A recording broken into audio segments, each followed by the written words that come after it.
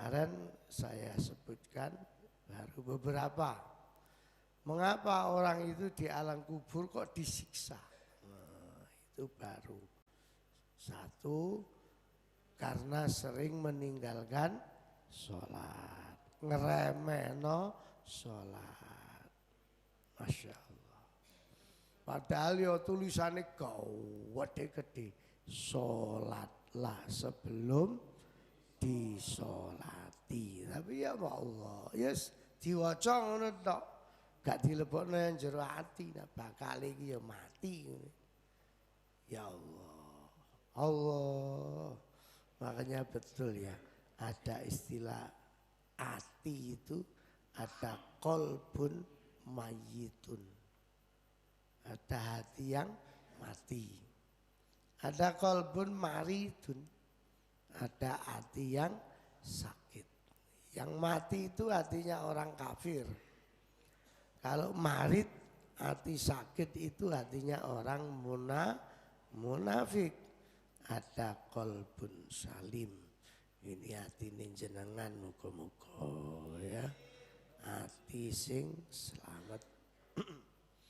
Yang kedua, mengapa orang itu disiksa Allah? Karena ghibah, suka ngerasani eleke wong. Kalau kebaikannya yang dirasani enggak apa-apa. Eleke sing dirasani. Nah ini yo segojangan ini. Hampir semua orang memang yo senengane ngono banyak. Makanya sing hati-hati ya Allah. Diusahakanlah kalau bicara itu kira-kira ini bicara yang ada manfaatnya apa tidak ada manfaatnya. Nah yang ke berapa? 4. Yang ketiga. Oh ya. Yang ketiga itu mengapa orang itu disiksa di alam kubur? Menurut Rasulullah Sallallahu Alaihi Wasallam, karena kalau buang air kecil, nguyuh, pipis sembarangan. Hadis rawahu Ahmad, Ibnu Majah dan Hakim. Dari Abu Hurairah radhiyallahu anhu pernah meriwayatkan bahwa Rasulullah Sallallahu Alaihi Wasallam bersabda, mayoritas siksa kubur itu karena akibat buang air kecil sembarangan. Ini maaf ya, terutama laki-laki. Kalau perempuan insya Allah enggak. Arek lanang itu sing kadang-kadang itu ditembak nih yang tembok. Terus gak digrojok. Padahal pipis model nembak yang tembok itu kan nyiprat itu. Ya cipratannya enggak terasa, kembali ke kakinya, ke bajunya. Itu yang menjadikan ya karena merasa enggak ada yang nyiprat, padahal pasti ada ditembaknya yang tembok. Pasti ada. Makanya ini mengapa Rasulullah itu mensunahkan pipis itu sambil duduk itu diantaranya itu. Umpama nyiprat gak patek nemen lah. Kalau nyipratnya mesti ono, tapi kalau pipis kan deket antara keluarnya pipis sama ya apa namanya tekel apa itu lantai, enggak seberapa. Itu satu ya. Yang kedua, orang yang pipis sambil duduk itu rata-rata jauh dari penyakit stroke, apalagi itu yang satunya itu apa itu? Anune prostat. Apa prostat ya? Ya, paling tidak tertahan lah. Itu. Memang makanya dulu saya semua kamar mandi di Mekah Madinah enggak ada yang berdiri itu kan. Semuanya itu disiapkan duduk. Mekah Madinah. Sekarang aja ini baru ada. Ya, embuh sapa sing nggawe masukan itu. Memang dari segi tempatnya lebih kecil. Mungkin kalau duduk itu tempatnya ya mungkin misalnya 7 tempat. Tapi kalau berdiri bisa 10 tempat. Memang saya lihat itu bangunan yang baru-baru itu di Mekah Madinah itu sudah berdiri, disediakan berdiri memang. Ya akhirnya terus dengan alasan biasanya itu alasannya ya karena tempat. Dia lupa bahwa pipis sambil duduk itu sunnah Rasul. Itu Masya Allah. Ternyata kan enggak sesederhana itu. Ajaran Rasulullah itu punya efek yang luar biasa. Ya tolonglah mas-mas santri mulai sekarang dibiasakan. Pipis itu sambil duduk. Ya. Ojo terus sampai merem terus templek nih tembok. Das. Loh. Pipis metu matanya merem. Terus sampai senten tembok itu. Wah, saya kon sari ayo suwene. Iya, keturun. Ya Allah. Ya Allah. Sampai putri juga. Sampai putra. Makanya kalau enggak ya setelah ya tabat tua memang terasa ya dulu-dulunya itu ya zaman nomor ya sekarang sing milik nih sing akeh ya banyak atletnya baik dulu tapi setelah mempelajari khasiatnya sambil duduk itu memang sudah banyak yang ditinggalkan oleh ya kadang-kadang masjid juga begitu. Masjid di Al-Falah itu sambil berdiri itu disediakan. Saya dulu sering ceramah di Al-Falah. Di Asia ini sambil duduk berdiri. Disediakan enggak yang untuk berdiri? Nah ya benar lah. Masa kapan orang tiba-tiba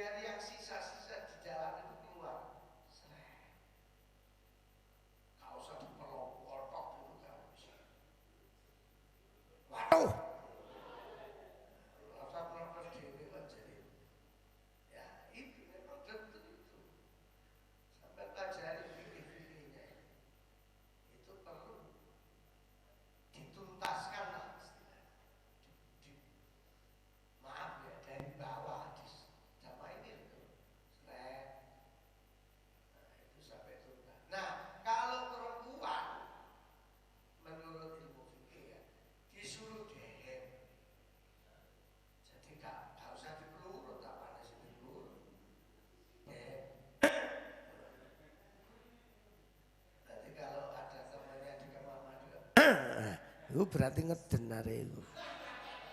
Loh iya begitu.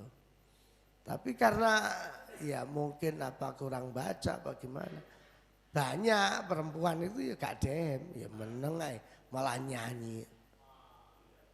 Malah nyanyi dok. Dem mbak, dem. Itu betul-betul supaya tuntas air kencingnya. Sebab itu juga bisa menjadi penyakit kalau nggak keluar. Sisanya itu loh. Sisanya itu. Dan ternyata memang orang banyak masuk disiksa di neraka, disiksa di alam kubur karena masalah buang air kecil. Mudah-mudahan santri-santri hajat ini sehat semua. Itu kamar mandinya yang laki-laki itu mau dikasih sama Umitin. Apa itu? Kayak karpet supaya enggak licin. Kemarin saya lihat, oh iya perlu. Memang itu. Tapi alhamdulillah sampai sekarang kan mudah-mudahan nggak ada yang terjadi ya. Memang itu kalau nggak keset itu kalau jarang dikosek itu ya, wah ya lunyu itu. Kemarin saya lihat, nah, itu mau dikasih kayak karpet tapi yang mahal supaya enggak licin. Nanti beliau bilang, Pak. Oke, kalau kirim Pak Imron itu anak buahnya yang disuruh-suruh untuk ngukur itu terus dibelikan. Kalau kamar mandinya laki-laki itu memang punya kelas itu. Karena dulu khusus membuat kamar mandi itu kita ngundang tukang khusus termasuk itu bukan tegel itu. Apa itu? Kayak granit ya. Mahal itu, mahal. Ya mudah-mudahan yang merawat telaten. Soalnya begini Mas, kelemahannya masjid, pondok itu memang kebersihannya itu yang kurang. Makanya saya mohon ada kerja bakti dijadwal per kamar untuk membersihkan kamar mandi. Jangan sampai kita ini punya dalil an-nadzafatu minal iman, tiba-tiba kemproy setengah mati. Nah, jangan sampai itu. Oke, kita lanjutkan. Yang keempat, kebanyakan orang disiksa di alam kubur karena tidak mau menolong orang yang teraniaya. Jadi kalau ada orang teraniaya, dia nggak tertarik gitu, untuk menolong. Itu yang menjadikan orang akhirnya itu diazab di alam kubur. Ini dari hadis riwayat Imam Tohawi. Jadi katanya Rasulullah gini, orang yang ketika disiksa 100 kali di alam kubur, lalu orang yang disiksa berdoa, ya Allah jangan 100 ya Allah, 99 aja, dikurangi 1. Harapannya itu nanti kalau dituruti Allah, ya Allah jangan 99, 98 gitu loh. Terus harapannya. Ternyata ketika dia diazab di alam kubur lalu minta 1 kali dikurangi azab, ternyata yang keluar itu api. Jadi 99 itu cambukan, lah yang 1 yang diminta diingatkan ternyata malah api yang membakar. Nauzubillah. Makanya pernah ada kejadian orang dimakamkan, setelah dimakamkan beberapa hari kemudian keluarganya mimpi disuruh bongkar. Akhirnya keluarga sepakat dibongkar. Begitu dibongkar seluruh tubuhnya itu sudah gosong. Lalu ada yang tanya, mengapa kok bisa begini? Ya jawabnya itu karena waktu hidupnya dia meremehkan sholat 5 waktu. Nauzubillah. Mudah-mudahan kita termasuk yang aktif lah sholat. Jadi orang yang dalam hidupnya itu tidak suka menolong orang, itu termasuk menjadi ancaman azab besok di alam kubur. Makanya ya harus dibiasakan. Semua kebaikan itu kan ternyata enggak ujuk-ujuk. Semua itu. Makanya kata anak sekolah, ala bisa karena biasa. Ala bisa karena biasa. Semua itu dari kebiasaan. Semua itu. Apa manfaatnya orang yang suka menolong orang? Nah, ini. Apa manfaatnya orang yang suka menolong orang? Satu, orang yang manfaatnya menolong orang itu membuat hidup lebih baik. Yang suka nolong itu hidupnya itu lebih baik. Lebih baik itu ya bisa rizkinya lebih lancar, bisa anaknya lebih mendapat derajat, bisa saja nasibnya itu memang akhirnya lebih baik. Kok bisa? Kok bisa menolong orang kok menjadikan nasib lebih baik? Dia akan muncul satu pendapat. Orang hidup itu ditakdirkan nasibnya tidak sama. Lah, karena nasib yang tidak sama ini mendorong orang supaya orang suka menolong orang, terutama yang punya nasib lebih baik. Termasuk kalau sampean tanya alasan mengapa Abah ini kok ngundang Aldisa. Satu, karena Aldisa ini ya akhir-akhir ini jarang dapat job. Gampangan ini misalnya. Ya apa kabar Le? Saya Pak sehat. Ya cek diundangi wong. Nggih kadang-kadang tapi nggih sepi. Ya wis nyanyi yang pondok. Wis ngono ta mikir sepintas. Enggak usah ribet. Ya opo iki ya wis enggak. Nyanyi yang pondok. Wis niate nyenengno santri. Sing santri ini tapi sing gak menghukumi haram. Soalnya santri ini macam-macam. Pondok nyanyi haram.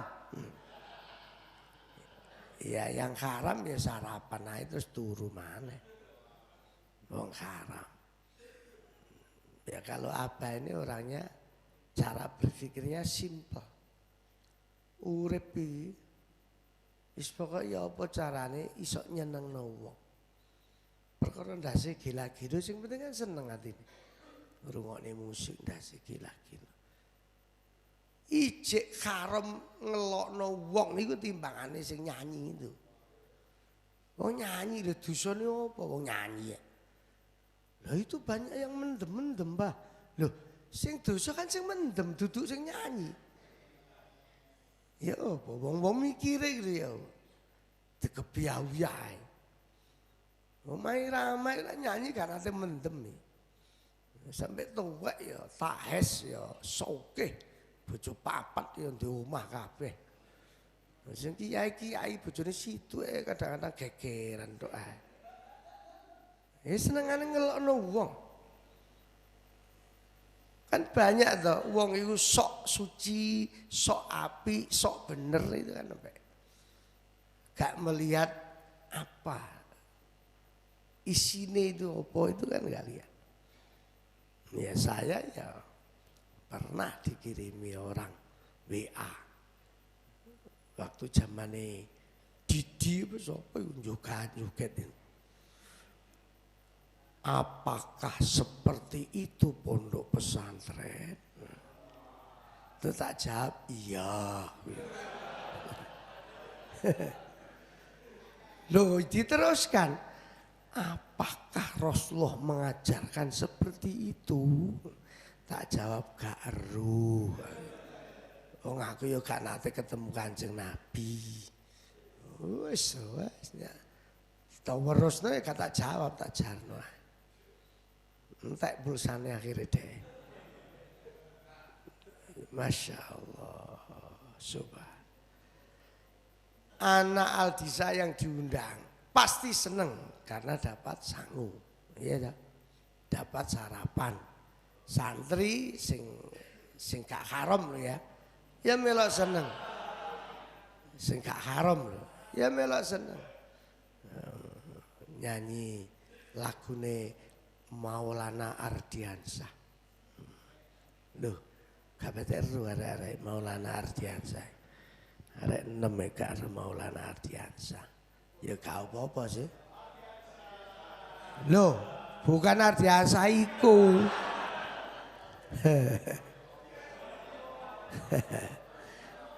Iya wis, aja dilokno ae. Engko dosane Mas Ardiansah entek mergo mbolono ae. Jadi orang suka menolong orang itu membuat hidupnya lebih baik. Pasti itu mudah tersentuh kalau ada orang sepantasnya dikasih. Sampai lihat itu acara-acara di TV itu, di YouTube sih.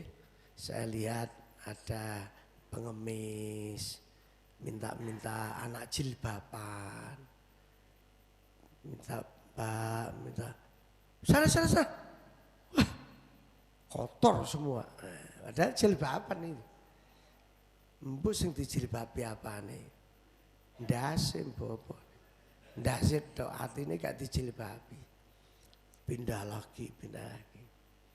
Ternyata yang menolong ya orang biasa. Masya Allah. Kan ada YouTube-nya itu. Pak, tolong saya Pak, tukang becak ini. Saya diantar Pak. Oh iya. Wis tuwek. Kemana? Ke pasar Pak. Tapi saya nggak punya uang Pak. Nggak apa-apa. Ayo, tak antarkan. Tapi saya nggak bisa bayar Pak. Nggak apa-apa. Ayo. Diantar sampai di tempat. Terima kasih Pak, duit sak gebok. Nangis. Ya anak mana tukang becak ya nggak bodoh. Pak, diantar Pak. Kemana? Ke pasar Pak. Tapi nggak bisa bayar Pak. Dengkulin makmu.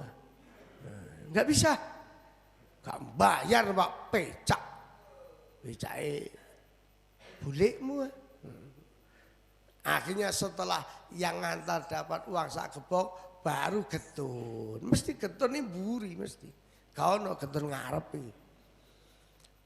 Padahal kalau nggak bisa sedekah harta, ya sedekah tenaga. Seperti tadi malam saya lihat santri-santri putra kerja gawe masang terop tak delok arek-arek iki hebat kompak terus rame mari masang koyon apa Sumali sing tak omong badelon arek-arek Guyu hebat. Padahal gak nyekel duwe arek. Diwai kopi ngono. Wah. Embu sing dibakas sapa ya karo. Wah. Hebat itu. Ya itu anak yang peduli. Orang seperti itu nggak bisa loh dibuat-buat. Itu natural itu. Natural. Ya cuma diberitahu tok. Saya juga WA-nya lewat pengurusnya tok. Dipasang persiapan le sesuk abang undang Aldisa. Nggih, Pak. Ngono wis mlaku dhewe lah. Orang-orang yang hatinya memang biasa ada kepekaan. Itu pasti ya jalan-jalan sendiri. Apa topan le takon. Loh, napa kok Mas Bangku ngundang Aldisa? Kula niki ndelok jenengan iki ya opo cara mikire ini. Apa? Lah nggih nek teng Palembang kaya ngono ramene. Ribuan. Padahal malam. Jenengan iki gak ngetokno dhuwit ya ngetokno ngawur ae. Ngetokno. Lah nggih mule nek wau jam 4 sesuk wis Aldisa. Lah dhuwit maneh? Dhuwit. Engko bengi nyanggone pundi? Ben, mesti yang ngetokno dhuwit. Sesuk malam di mana? Benjeng, dhuwit maneh. Ono durpresi sepeda ontel macam-macam. Tapi wong kula niki gak nate mikir ngono niki.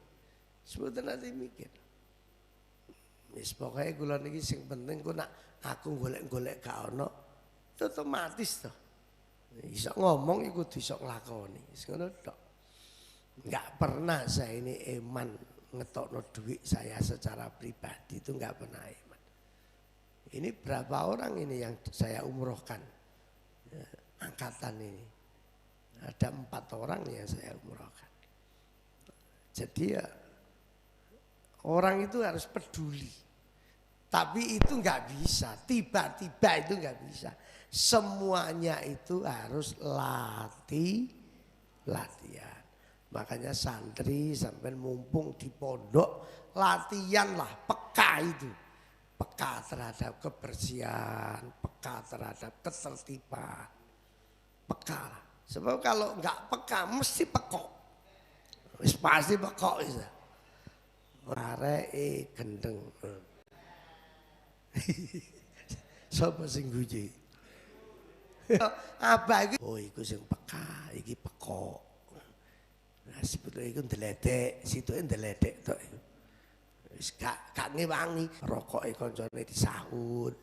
Tapi dia enggak pernah peka. Nah, orang seperti itu banyak yang Indonesia itu. Gone Indonesia. Yang kedua orang yang suka menolong orang itu pasti punya sifat kemanusiaan. Artinya kemanusiaannya itu muncul. Bukan kebinatang. Buasnya yang muncul. Medite kayak ketek itu. Saya delok ketek. Terus disimpan tangan gitu. Tapi gak oleh lho sampean ngelokne ketek kon ya. Itu bukan